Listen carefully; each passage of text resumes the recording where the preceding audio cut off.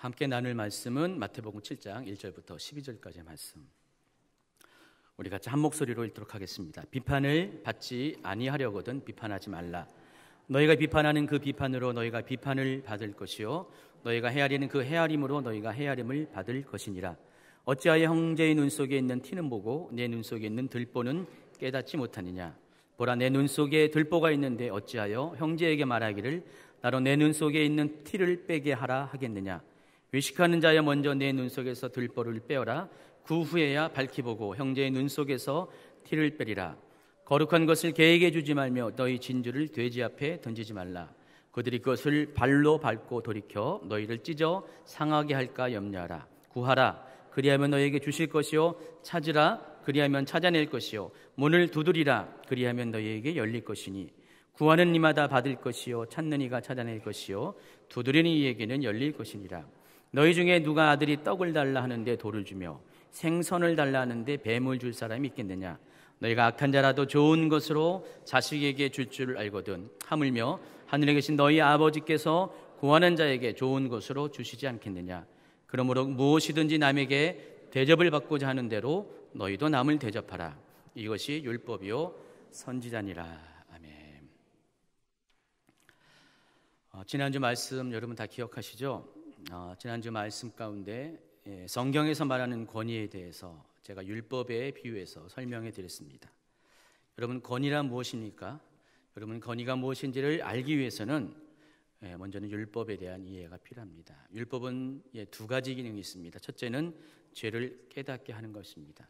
만일 율법이 없다면 여러분, 죄가 무엇인지를 알 수 없습니다. 그래서 율법은 여러분에게 무엇이 죄인지를 깨닫게 하고 또 그 죄를 깨닫는 그 순간부터 여러분의 마음 가운데는 복음에 대한 그런 간절함이 생길 것이고 결국은 여러분 하여금 믿음으로 나아가게 해줍니다. 율법의 두 번째 기능은 죄를 짓지 않도록 예방하는 그런 기능을 갖고 있습니다. 만일 죄를 지어도 그에 대한 형벌이 없다면 이 세상 많은 사람들이 마음 놓고 죄를 짓게 될 것입니다. 그러나 율법으로 죄에 대한 형벌이 정해지게 된다면 사람들은 형벌에 대한 두려움 때문에 일단은 죄를 짓지 않게 된다는 것입니다. 결국 율법의 동기는 선한 것입니다. 하나님께서 여러분을 사랑하시기 때문에 율법을 주셨다는 것입니다. 율법은 죄악을 향해 달려가는 사람들이 사망에 이르지 않도록 브레이크 역할을 하는 것이 율법이라는 것입니다.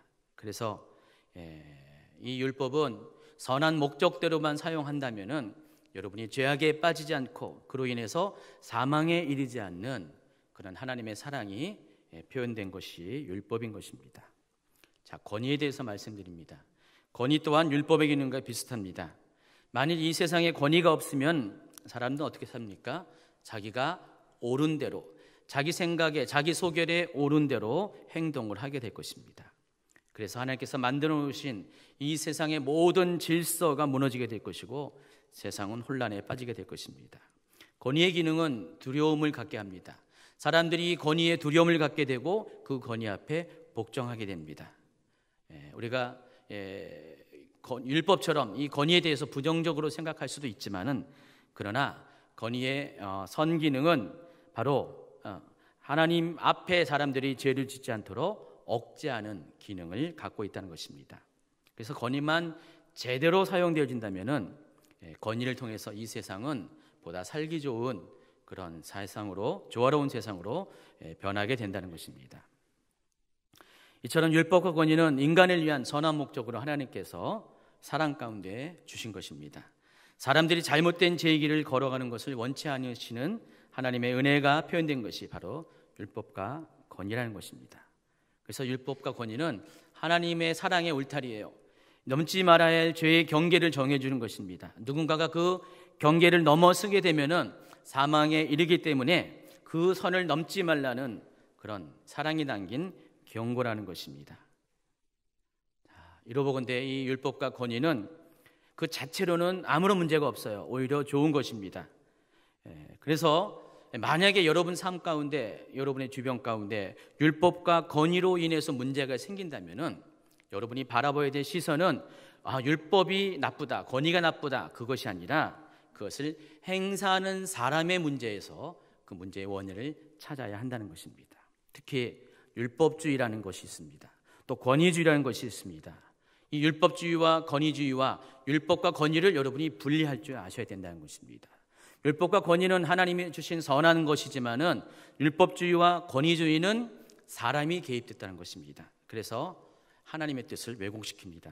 이 둘의 특징은 하나님의 뜻을 따르게 하는 것보다도 율법과 권위 그 자체를 숭배하게 하는 그런 것입니다.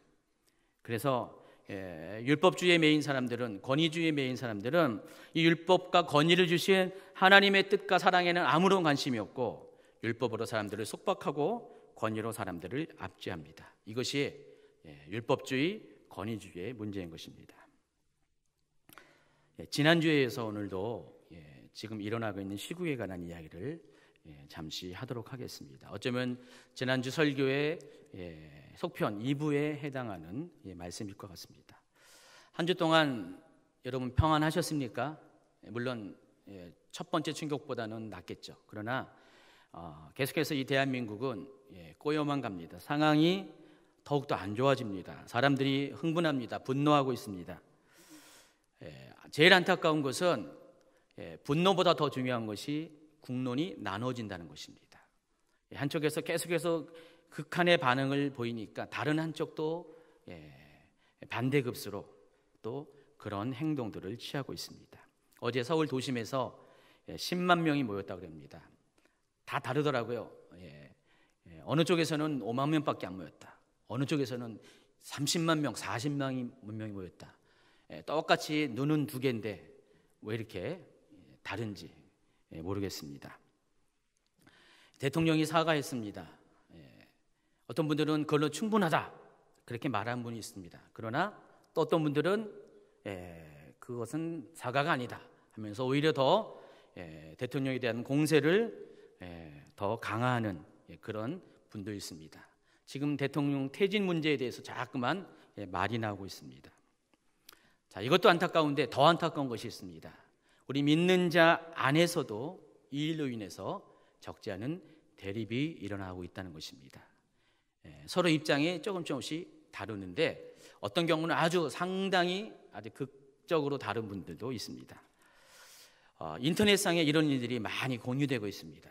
주임제 교회 카페는 거의 그런 일이 없어요. 그런데 다른 유명한 그런 기독교 카페를 보면은 이 일 때문에 많이 싸우고 있어요. 서로 극단적인 주장들을 하고 있습니다. 그래서 어떤 분들은 이 갈등이 봉합되지 않으니까 카페지기가 자기 권한으로 강퇴를 시킵니다. 여러분 강퇴 한번 당해보셨습니까? 엄청 기분 나쁩니다.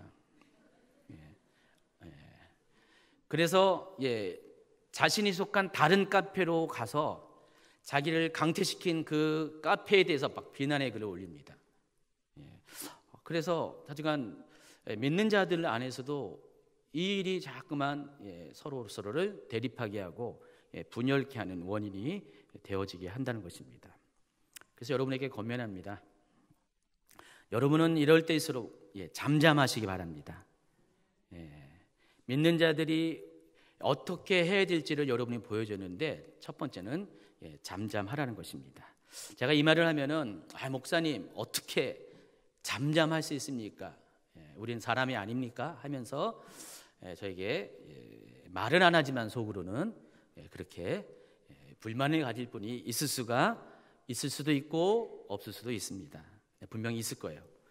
그래서 저는 그냥 일방적으로 결론을 말하는 것이 아니라 왜 그래야 되는지 그 이유에 대해서 오늘 말씀을 통해서 여러분에게 설명해 드리고자 합니다. 오늘 말씀이 이렇게 시작합니다. 비판을 받지 아니하려거든 비판하지 말라.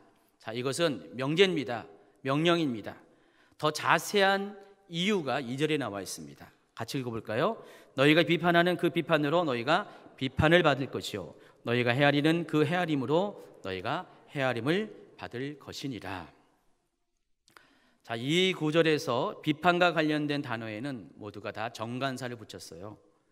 그 비판, 그 헤아림. 자, 이것을 영어로 읽어보면은 뜻이 좀 더 명확해집니다. 너희가 비판하는 그 비판으로, 그 비판으로에 해당하는 영어 문구는 in the same way라고 했습니다. 해석하면은 같은 방식으로라는 뜻입니다. 자, 이것은 비판에 있어서 방법적인 측면을 이야기하는 것입니다. 또 그 헤아림으로 그랬습니다. 영어로서는 with라는 전치사를 사용해서 with the measure라고 했습니다. measure란 것은 측량하다라는 뜻이에요. 경제적인 용어입니다. 그래서 만약에 여러분이 남을 비판하게 되면 어떤 결과가 일어나겠습니까? 바로 내가 비판하던 그 방식대로, 또 내가 비판한 그 양만큼, 그 수준만큼 모든 것이 동일하게 정확하게 내게로 다시 돌아오게 된다는 것입니다. 그래서 비판하지 말라는 것이에요. 여러분, 비판은 부메랑과 같습니다. 부메랑은 호주의 원주민들이 사용하는 사냥 도구입니다. 여러분, 부메랑 아시죠? 던져보셨죠? 부메랑의 특징은 던지면은 내게로 반드시 다시 돌아오게 된다는 것입니다. 그것도 아주 정확하게 자신이 비판한 것 같은 동일한 비판을 받게 된다는 것입니다.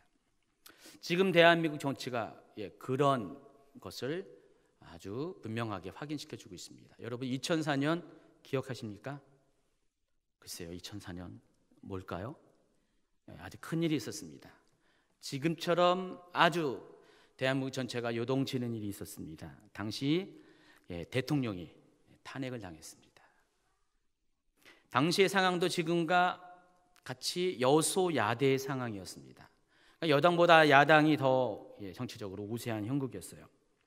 그래서 여당이 불체남한 가운데 야당 연합으로 대통령을 탄핵했습니다. 대통령의 직무가 정지되었고 결론적으로 헌법재판소에서 탄핵 소추안이 기각되면서 대통령은 다시 원상태로 돌아가게 됐습니다.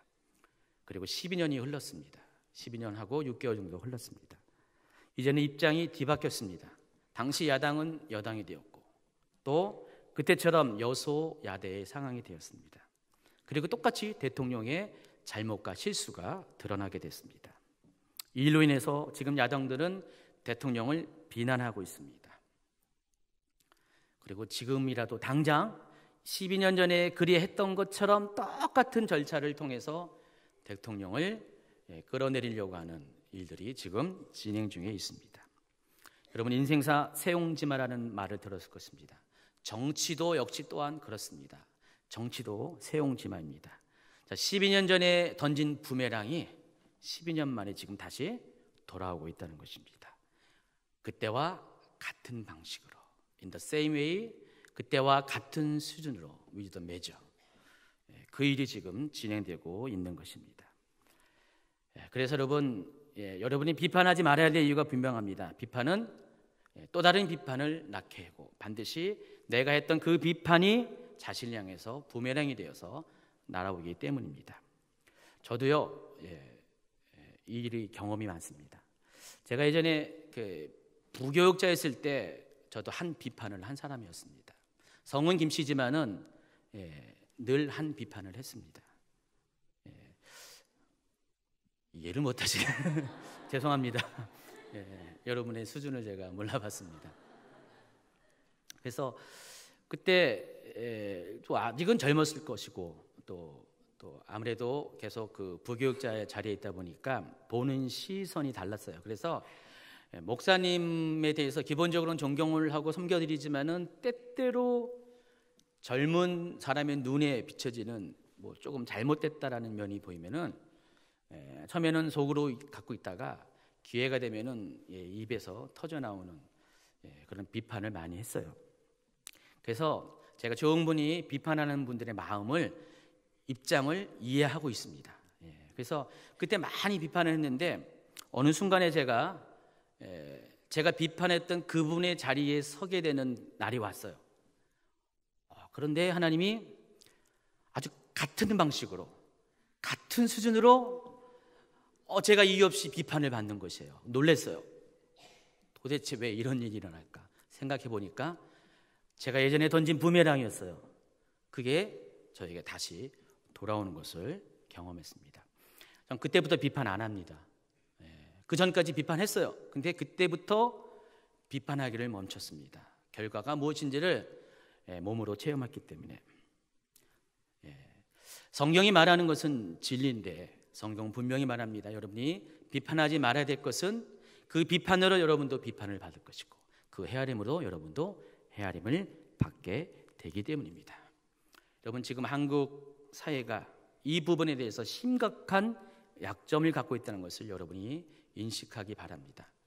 한국 사회는 오랜 세월 동안 분열과 대립이 있어 왔습니다.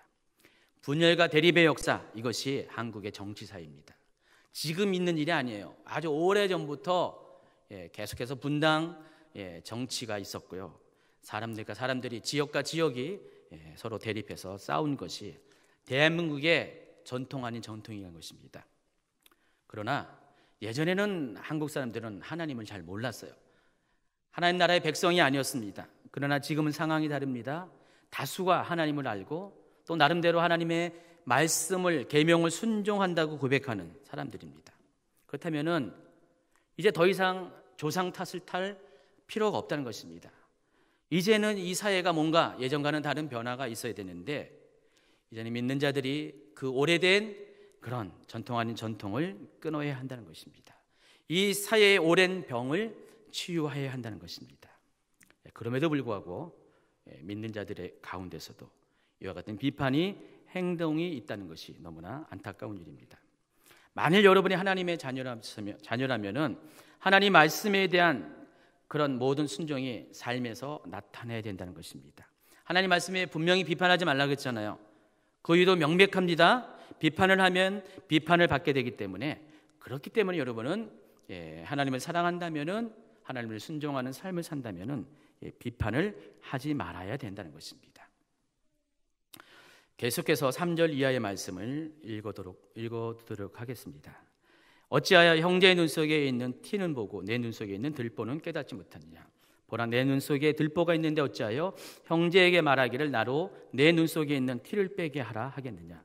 외식하는 자여, 먼저 내 눈 속에서 들보를 빼어라. 그 후에야 밝히 보고 형제의 눈 속에서 티를 빼리라. 6절 말씀은 오늘은 안 다루겠습니다. 이거 다루면 또 시간이 많이 길어져서 다른 설교 가운데 다루도록 하겠습니다.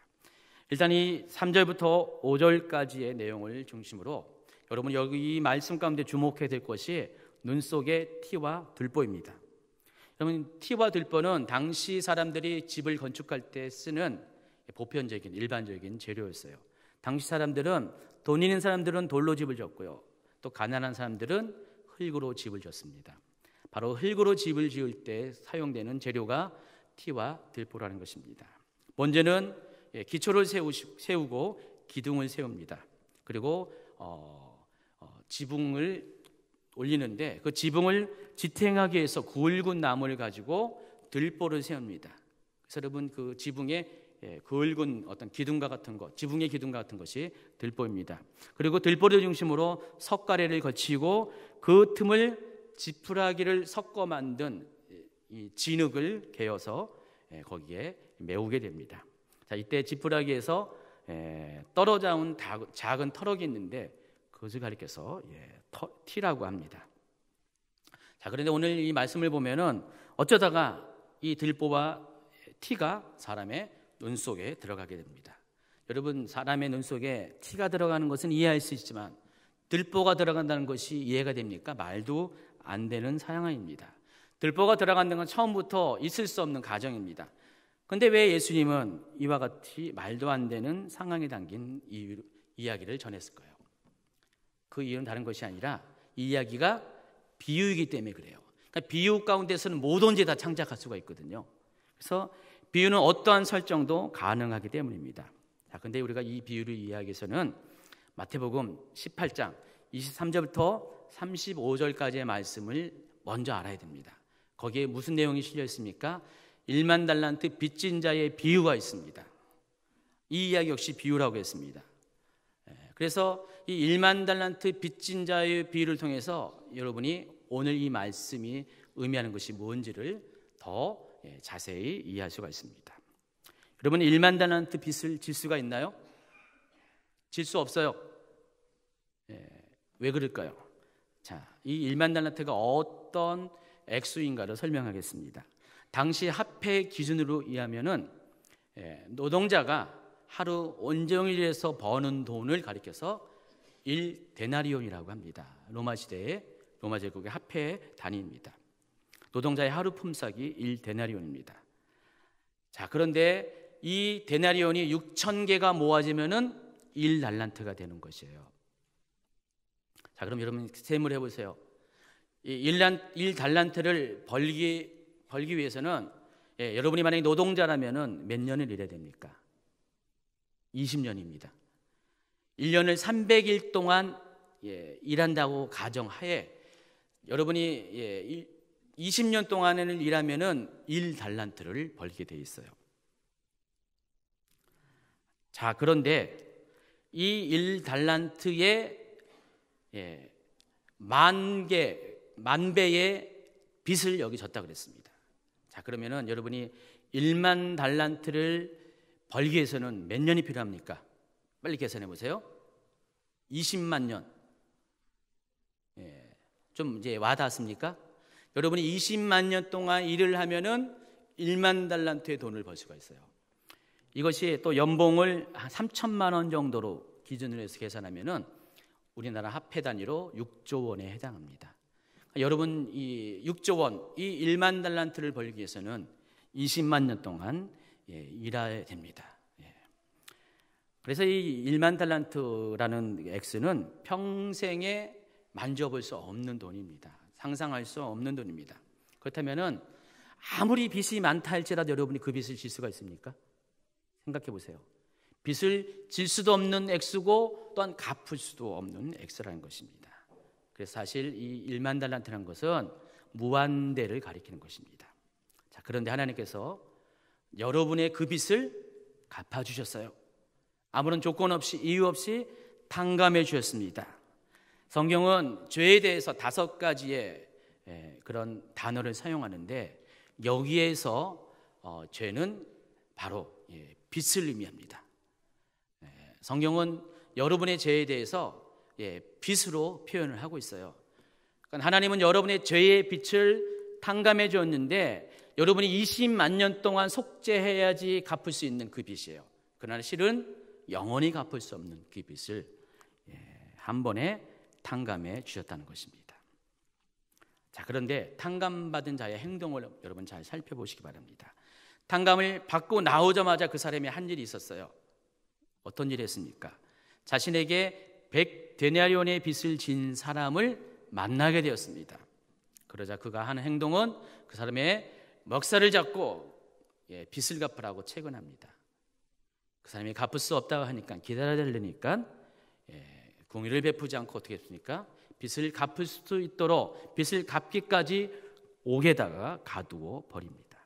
자, 이 이야기가 이 사람의 빚을 탕감해 준 주인에게 들려드리겠습니다. 주인은 분노했습니다. 그리고 그 종이 빚을 다 갚도록 그 역시 감옥에 가두어 버립니다.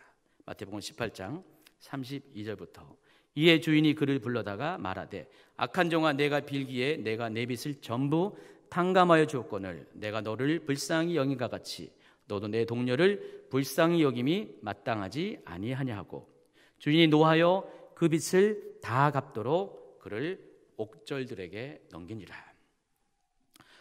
자, 여러분 이것을 통해서 우리의 구원의 문제를 다시 한번 점검할 필요가 있습니다. 하나님은 여러분을 일방적으로 구원해 주셨습니다.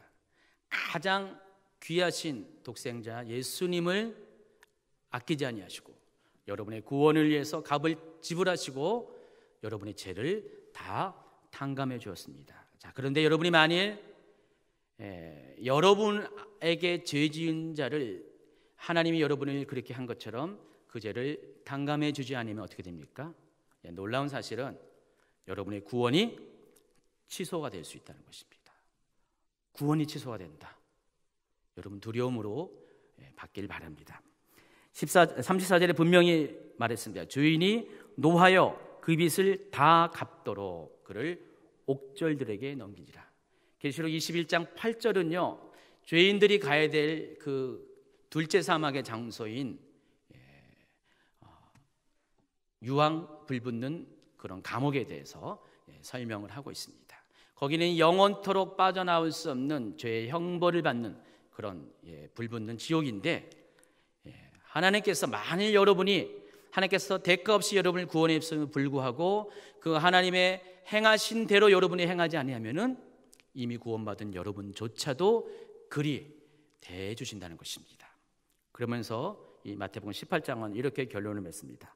너희가 각각 마음으로부터 형제를 용서하지 아니하면 나의 하늘 아버지께서도 너희에게 이와 같이 하시리라. 하나님께서 여러분의 죄의 빛을 한 번에 탕감해 줬습니다. 여러분을 용서해 줬습니다. 따라서 여러분도 여러분에게 죄 지은 자를 마음으로부터 용서하라는 가르침, 이것이 마태복음 18장의 가르침의 결론이라는 것입니다. 말씀드렸듯이 하나님이 여러분을 어떤 방식으로 용서해 줬습니까? 십자가의 은혜입니다. 십자가는 여러분을 대신해서 그리스도께서 스스로 자신의 생명을 내어주신 놀라운 사건입니다. 그렇기 때문에 여러분도 같은 방식으로 남을 용서해야 된다는 것입니다. 그렇다면 여러분도 어떻게 됩니까? 십자가에 지셔야 되잖아요. 날마다 사도 바울이 고백한 것처럼 여러분은 날마다 십자가를 지어야 되는데, 그것은 십자가를 짓는 여러 가지 방식이 있는데, 오늘 이 말씀을 통해서 그럼 어떻게 우리가 십자가를 질 수 있는가, 그것에 대한 힌트를 여러분에게 알려드리겠습니다. 여러분, 용서라는 단어와 비판이라는 단어가 오늘 말씀 가운데 서로 대조를 이루고 있습니다. 이 말은 만약 여러분이 남을 용서하기로 작정해왔다면은 여러분에게 반드시 필요한 것은 남을 비판하지 말아야 한다는 것입니다. 그래서 이 남을 비판하는 행위는 어떤 의미가 있냐?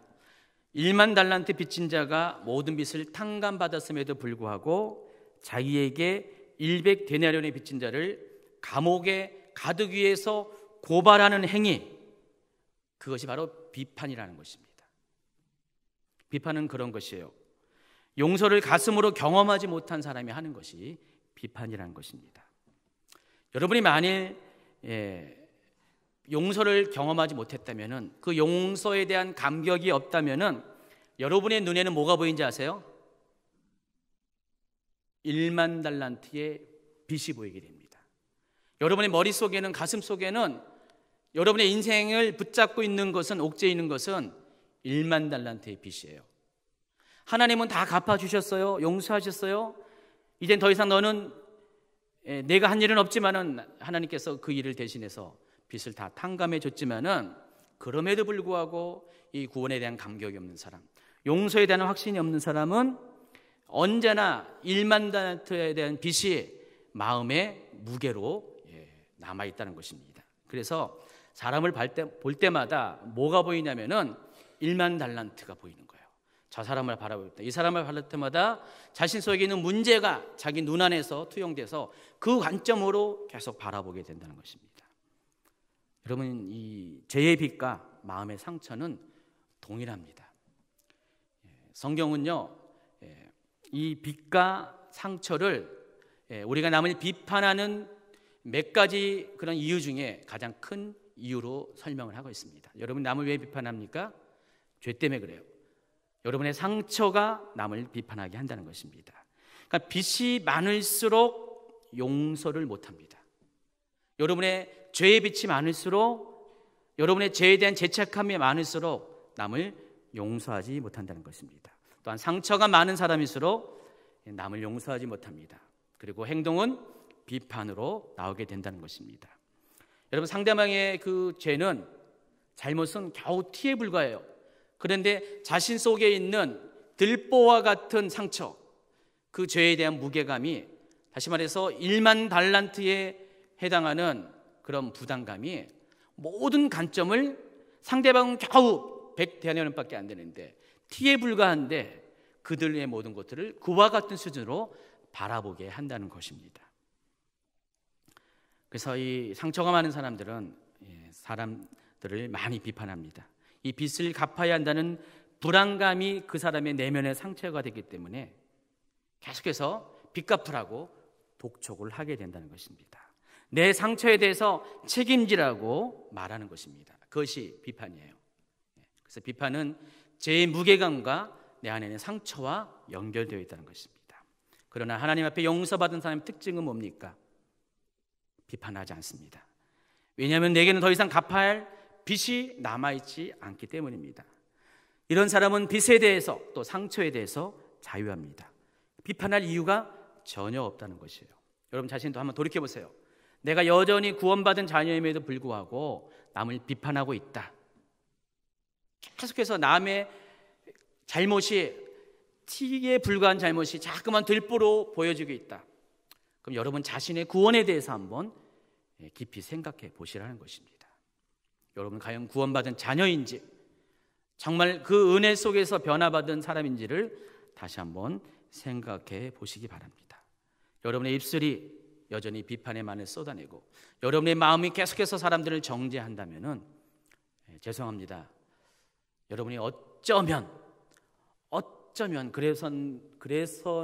그렇게 돼서는 안 돼야 되는데 어쩌면 여러분 천국을 갈 수 없다는 것을 생각해 보시라는 것입니다. 제 말이 아닙니다. 오늘 성경이 마태복음 18장 34절 35절이 분명히 말하고 있다는 것입니다. 자, 그런데 그럼에도 불구하고 여러분이 남을 용서하지 못한다면은 두 가지의 결과로 설명합니다. 18장에서는 하나님이 여러분에 대한 용서를 거두어 간다 그랬습니다. 34절 주인이 노하여 그 빚을 다 갚도록 그를 옥절들에게 넘기니라. 그리고 오늘 본문의 기준에 의하면은 마태복음 7장 2절입니다. 너희가 비판하는 그 비판으로 너희가 비판을 받을 것이요 너희가 헤아리는 그 헤아림으로 너희가 헤아림을 받을 것이니라. 그래서 우리가 두 가지 관점을, 두 가지의 결과를 늘 명심해야 한다는 것입니다. 그렇다면 이 잘못한 사람에 대해서 여러분 무조건 참고 있어야 됩니까? 속에서는 막 끓어오르고 있는데, 할 말이 많이 있는데, 분명히 지금 잘못한 거 맞잖아요. 대통령이 잘못한 거 맞고 위정자들이 잘못한 게 맞고 이 시대에 많은 사람들이 잘못하고 있는데 그냥 묵인하고 넘어가야 하는 것일까? 물론 그렇지도 않습니다. 하나님은 사랑의 하나님과 동시에 공의의 하나님이시기 때문에 이 하나님의 두 가지 속성에 대해서 하나님을 닮은 여러분 안에도 동일하게 가지고 있어야 된다는 것입니다. 당연히 잘못된 것을 고쳐야 되죠. 그런데 뭐가 다르냐? 세상 사람들이 하는 방식, 하나님을 모르는 사람이 하는 방식과 하나님을 아는 사람의 방식은 달라야 된다는 것입니다. 동일하게 행동을 하지만은 다른 방식을 택해야 한다는 것입니다. 그러니까 크리스천에게는, 믿는 자에게는 믿는 자로서의 방법이 있습니다. 그것이 뭘까요? 오늘 7절부터 그것이 설명되어 있습니다. 오늘 두 번째 단락입니다. 7절입니다. 구하라 그리하면 너희에게 주실 것이요 찾으라 그리하면 찾아낼 것이요 문을 두드리라 그리하면 너희에게 열릴 것이다. 자, 이 단락에서 무엇을 얘기하죠? 기도에 관한 이야기를 하고 있습니다. 기도는 세 가지 요소가 있습니다. 첫 번째는 믿음으로 구하는 것입니다. 믿음의 요소가 있죠. 또 기도는 이 믿음의 요소뿐만 아니라 행동하는 요소가 있습니다. 구한 자는 반드시 찾아야 됩니다. 이것을 끝나는 것이 아닙니다. 응답될 때까지 문을 두드려서 문이 열릴 때까지 기다려야 한다는 것입니다. 여러분 믿음으로 구하고 행동으로 찾고 또 응답될 때까지 문을 두드리는 이 세 가지가 다 기도의 요소입니다. 또 8절에서는 이렇게 있습니다. 구하는 이마다 받을 것이요 찾는 이가 찾아낼 것이요 두드리는 이에게는 열릴 것입니다. 여러분 기뻐하십시오. 기도는 반드시 응답이 있다는 것입니다. 때의 문제죠. 문이 언젠가는 열리게 된다는 것입니다. 자, 그런데 제가 이 상황 가운데 믿는 자로서의 여러분이 행할 태도가 무엇인가에 대해서 설명을 한다고 했죠. 그게 뭐예요? 기도라는 것입니다. 여러분이 해야 될 것이 바로 기도라는 것이에요. 언제까지요? 그 기도가 응답되어질 때까지 여러분은 믿고 찾고 두드리는 이 행위를 지속적으로 해야 한다는 것입니다. 오늘 말씀은 핵심은 그보다 그 다음 구절부터 있습니다. 너희 중에 누가 아들이 떡을 달라는데 돌을 주며 생선을 달라는데 뱀을 줄 사람이 있겠느냐? 너희가 악한 자라도 좋은 것으로 자식에게 줄 줄 알거든 하물며 하늘에 계신 너희 아버지께서 구하는 자에게 좋은 곳으로 주시지 않겠느냐. 여러분, 아무리 악한 사람일지라도요, 악한 자라도 자기 아들만큼은 사랑하는 것이 인지상정입니다. 반드시 자기 자식에게는 나쁜 것을 주지 않고 좋은 것을 줍니다. 여러분, 불량식품 만든 사람들 자기 아들 절대로 못 먹게 합니다. 그것이 아들에게 해가 되는 것을 알기 때문에 그걸 통해서 돈을 벌어도 자기 아들에게는 절대로 먹이지 않습니다. 들은 얘기가 있습니다. 미국의 여자 가수가 있습니다. 유명한 가수가 있습니다. 한국 성으로는 마씨인데, 이 여자는 나이가 이렇게 됐는데도 아직도 그 무대에서 아주 세속적이고 좀 음란한 퍼포먼스를 자주 합니다. 들은 얘기에 의하면은 자기 자녀에게는 TV를 못 보게 한대요. TV가 안 좋다고, 그런 거 안 좋다고. 본인은 그렇게 하면서 자기 자녀에게는 절대로 TV 못 보게 한다고 합니다. 이 IT 업계, 인터넷 업계에 아주 유명한 그런 사람이 있습니다. 세계적인 갑부죠. 인터넷 통해서, IT를 통해서 돈을 많이 벌었죠. 근데 자기 자녀에게는 인터넷을 못 보게 한대요. 인터넷은 너무 안 좋은 게 많아서 보지 못하게 한다는 것입니다. 굉장히 아이러니하죠. 이처럼 아무리 악한 자라도요, 자기 자식에게는 좋은 것으로 주는 것이 부모의 마음입니다. 그런데 하물며 하나님의 마음은 어떻습니까? 하나님은 가장 좋은 것으로 여러분에게 주시기를 원하는 것이 하나님의 마음입니다. 그럼 여러분 보기에 가장 좋은 게 뭘까요? 돈입니까? 권세입니까? 명예입니까? 미모입니까? 뭡니까? 여러분이 가장 원하는 한 가지 소원, 그게 뭡니까? 누가복음 11장 13절에서는 하나님께서 여러분에게 주시는 가장 귀한 좋은 선물이 이거라고 말씀합니다. 같이 읽도록 하겠습니다. 너희가 악할지라도 좋은 것을 자식에게 줄 줄 알고 하물며 너희 하늘 아버지께서 구하는 자에게 성령을 주시지 않겠느냐. 여러분, 성령이면 충분합니다. 이 말은 이렇게 경험한 사람만이 알 수 있는 것이죠. 성령이 여러분 가운데 찾아오시면은 여러분의 인생의 모든 문제가 다 해결된다는 것입니다. 십자가의 그 사건이 그것의 출발이라면은 성령님을 여러분이 만나면은 그 모든 것이 완성이 된다는 것입니다. 그래서 여러분이 만일 하나님 앞에 구하고 찾고 기다림으로 인내한다면은 하나님은 반드시 여러분에게 성령님을 보내어 주실 것입니다. 그래서 성령으로 족한 인생을 사시기를 예수님을 축원합니다. 자, 그런데 이 기도에 대한 가르침의 결론은 12절에 있습니다. 오늘 12절 말씀을 읽도록 하겠습니다. 그러므로 무엇이든지 남에게 대접을 받고자 하는 대로 너희도 남을 대접하라. 이것이 율법이요 선지전이라. 자, 12절은 문맥상 모든 앞에서 말한 것의 결론에 해당합니다. 그러므로 원인과 결과를 연결해주는 접속사입니다.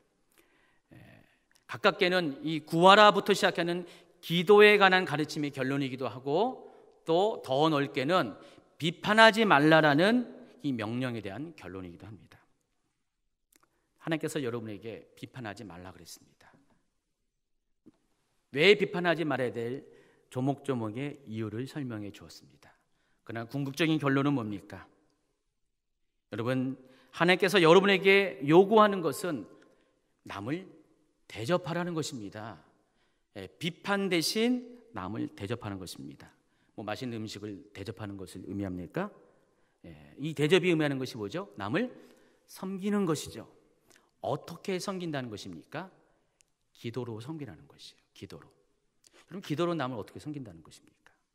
여러분이 기도하면은 그 기도가 그 사람들을 둘러싸고 있는 모든 환경을 변하게 합니다. 악한 환경들을 무너뜨리게 합니다. 마태복음 16장에도 또 18장에도 동일하게 우리가 두세 사람이 모여서 기도할 것에 대해서 명령을 하고 있습니다. 여러분이 만일 두세 사람이 모여서 기도하면 어떻게 됩니까?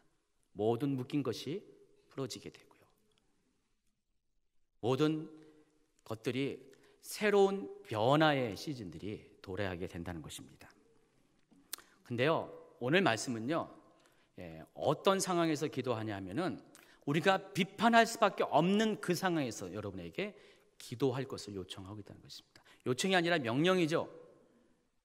여러분 비판할 상황이 있잖아요. 막 분노해야 되잖아요. 지금과 같이 막 끌어올 그 상황, 개인적으로는 여러분의 인생 가운데 원수 같은 누구 있잖아요.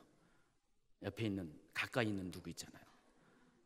막 속을 부글부글 끌어오르게 할 때, 그때 어떻게 됩니까? 비판의 말로 여러분이 반응하지 말고 어떻게 하라고요? 기도하는 것, 그것이 그 사람을 대접하는 것이라는 것입니다. 중보기도를 가리키는 것입니다. 자, 이게 누가 가능합니까? 여러분으로서는 불가능해요. 저도 불가능해요. 근데 만일 여러분이 성령의 사람이 되면 그것이 가능해요. 성령님은 하나님의 마음과 뜻을 여러분에게 알려주십니다. 예수님이 하나님의 말씀을 전했는데 어떻게 전할 수 있었습니까? 그 안에 성령님이 계셨기 때문에 성령님이 말하게 하신 그대로 아버지의 뜻을 전하셨다는 것입니다. 성령님이 여러분 안에 계시는 가장 큰 축복은, 가장 귀한 선물은 바로 여러분으로 하여금 민가했던, 거울과 같이 흐릿했던 하나님의 마음과 뜻, 여러분을 향한 하나님의 계획을 그분께서 아주 정확하게 알려주시기 때문입니다. 하나님의 뜻이 뭐죠? 바로 긍휼입니다. 하나님은 성경 곳곳에서 구약과 신약의 모든 성경을 통해서 나는 제사를 원하는 것이 아니라 순종을 원한다, 인애를 원한다, 계속해서 반복적으로 말씀을 하고 있습니다. 그래서 여러분이 만약에 십자가를 경험한 사람이라면 남을 비판하지 않습니다. 더구나 성령님을 모시고 있는 사람에게는 비판이라는 것은 있을 수가 없다는 것입니다. 거꾸로 생각하면은 여러분이 남을 비판한다, 죄송하지만 여러분 십자가의 사람이 아닙니다. 성령님과 무관한 사람이라는 것입니다. 자, 그런 사람의 결과가 뭐라 그랬어요? 마태복음 18장 34절 35절. 자칫 잘못하면 여러분의 구원이, 천국으로 갈 수 있는 그 구원의 길이 닫힐 수가, 취소될 수가 있다는 것입니다. 천국은 누가 가는 것입니까? 하나님의 뜻대로 행하는 자라야 가는 것입니다. 마태복음 7장 21절, 22절, 23절 기억하시죠? 주여 주여 하는 자가 천국에 가는 것이 아니라 단지 내 아버지의 뜻대로 행하는 자가 천국에 간다고 말씀을 하고 있습니다. 그래서 여러분이 어떤 그런 비판의 상황이 닥칠 때 해야 될 것은 기도하는 것이에요. 그러면 기도하면은 성령님이 여러분에게 오시고 그 성령님이 여러분의 마음을 변화시켜서 남을 위해서 대접하는 모습으로 바꿔주신다는 것입니다. 최종적인 결론을 말씀드리겠습니다. 남을 기도로 대접하는 것을 가리켜서 12절의 끝부분에서는 이것이 율법과 선지자라고 했습니다. 이 율법과 선지자라는 이 단어가 무슨 의미입니까? 바로 구약 성경 전체를 말하는 것이에요. 하나님이 우리에게 주시는 모든 구약 성경을 가리켜서 두 가지 단어, 율법과 선지자로 표현을 하는데, 그러니까 구약 성경에서 하나님이 말씀하고자 하는 것이 바로 이거라는 것이죠. 남을 대접하라는 것입니다. 근데 우리가 알고 있는 기본적인 하나님의 뜻이, 구약 성경에서 말하는 뜻이 바로 사랑이고 긍휼이고 용서라는 것입니다. 하나님은 여러분에게, 하나님의 뜻을 아는 여러분에게, 하나님의 사랑을 체험한 여러분에게, 하나님의 긍휼과 용서를 경험한 여러분에게 동일하게 여러분도 그렇게 할 것을 명령하고 있다는 것입니다. 여러분 분명 내 1만 달란트에 빚진 것을 하나님께서 용서해 주셨습니다라고 지금 고백을 하실 것입니다. 그래서 그 구원을 아주 견고히 붙잡고 계실 것입니다. 그런데 만약에 여러분이 그 구원을 붙잡고 있다 한다면은 여러분의 눈에는 더 이상 상대방의 티를 보고 들보라고 말하는, 생각하는 그런 어리석음이 있어서는 안 된다는 것입니다. 여러분 상대방의 1만 달란트에 빚진 그 빚을, 100데나리온에 빚진 그 빚을 1만 달란트로 생각해서 계속 그것을 갚으라고 요구하는 그런 어리석음이 있어서는 안 됩니다. 용서받은 사람은 마땅히 용서해야 됩니다. 그런 사람은 남을 비판해서는 안 된다는 것입니다. 비판과 용서, 십자가를 경험한 사람, 성령님을 체험한 사람들이 선택해야 될 그 기로에서 우리가 해야 될 것이 바로 비판이 아니라 용서라는 것입니다. 그리고 그 용서가 표현되는 것이 기도라는 것이에요. 중보 기도라는 것입니다. 예수님도 자신을 못 박는 사람들에 대해서 어떻게 했습니까? 주여 저들의 죄를 용서하여 주시옵소서. 지금 십자가에 못 박히고 있어요. 막 조롱하고 비난하고 그렇게 사랑을 베풀어 줬는데도 불구하고 어제까지만 해도 호산나 호산나 다윗의 자손이여 했던 사람들이 십자가에 못 박으라고 돌변한 그런 군중들을 보면서 예수님은 끝까지 그들을 품으셨습니다. 왜 품으셨습니까? 인간적으로는 그럴 수가 없어요. 예수님이 그렇게 행하신 이유는 한 가지입니다. 하나님을 너무나 잘 아셨기 때문에, 하나님의 마음이 무엇인지를 아셨기 때문에, 하나님이 그 죄인일지라도 끝까지 사랑하신다는 것, 전에는 나도 죄인이었는데 나를 위해서 십자가를 지셨다는 것을 너무나 잘 알기 때문에 그 같은 선택을 하셨다는 것입니다. 여러분이 남을 용서하는 이유는 다른 것이 아니라 예수님이 그같이 여러분을 사랑하셨기 때문에 그렇습니다. 죽는 순간까지 그 사람을, 죄인을 중보기도로 섬겨주셨기 때문입니다. 그래서 여러분이 용서한다는 것 입술로만 되는 것이 아니라 십자가를 먼저 경험하고 성령님을 만나고 또 기도를 통하여서 하나님의 뜻이 무엇인지를 가슴속에 여러분이 담게 되면은 그때부터는 용서가 가능한 것입니다. 지금 대한민국은 비판 대신 용서가 필요한 상황입니다. 비판 대신 중보기도로 상대방을 대접하는 시기입니다. 오늘 보니까 7시 30분에 서울에서 그런 기도 모임이 있다고 들었습니다. 여러분 가실 수 있는 분들은 꼭 가셔 그 자리에서 기도해 주시기 바랍니다. 저는 제가 이 말씀을 하는 게 안 믿는 자에게 하는 말씀이 아니에요. 지금 제 오늘 설교는 믿지 아니한 사람은 들을 이유가 없고요, 듣지도 않을 것입니다. 저는 지금 여러분에게 믿는 자들에게 이 말을 하고 있다는 것입니다. 대한민국 전체가 어찌 됐든 간에 믿는 자들의 행동은 달라야 한다는 것입니다. 어느 분이 그러십니다. 지금 이 상황 가운데서 문제를 지적한 사람은 많다고, 그러나 기도하는 사람은 적다고. 그래서 여러분에게 당부합니다. 여러분의 자리를 바꾸세요. 비판하는 자리에서 떠나서 이제는 기도하는 자리로 옮겨가길 바랍니다. 십자가의 사람, 성령의 사람이 행할 바가 바로 기도이기 때문입니다. 그리고 또 한 가지 마지막으로, 여러분 이 나라와 민족에 너무 연연하지 마세요. 여러분이 지금 그것 때문에 지금 막 화가 나 있잖아요. 더 넓은 세계관을 가지기 바랍니다. 하나님 나라를 보세요. 하나님 나라의 전체를 조망하시고 여기에 매여서 여러분이 흥분하지 마시고 이 하나님 나라를 위해서 기도하시기 바랍니다. 하나님 나라가 이 땅에 임하여 주시옵소서. 아버지의 뜻이 하늘에서 이룬 것 같이 이 땅에서도 이루어지길 원합니다. 주님께서 가르쳐주신 그 기도문을 따라서 여러분이 그렇게 사시기 바랍니다. 그러면요, 상황이 지금 이렇게 되어서 정말 답이 없는 것처럼 보이지만은 여러분이 기도하면은 모든 것이 변하게 된다는 것입니다.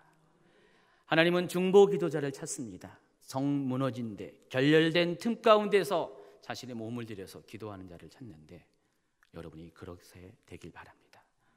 우리 주님의 교회는 적어도 하나님의 은혜를 사모하고 임재를 사모하고 하나님과 친밀감을 추구하는 사람들로 알고 있습니다. 그렇기 때문에 여기 왔는데, 그러면 행동도 마찬가지로 동일하게 그렇게 행동해야 된다는 것입니다. 더 이상 오늘 이후로 분노하지 마십시오. 흥분하지 마십시오. 비난하지 마십시오. 정죄하지 마십시오. 다시는 제가 이 설교 안 하게 해주시기 바랍니다. 저 정치 얘기하는 거 되게 싫습니다. 근데도 할 수밖에 없는 그런 상황이 됐습니다.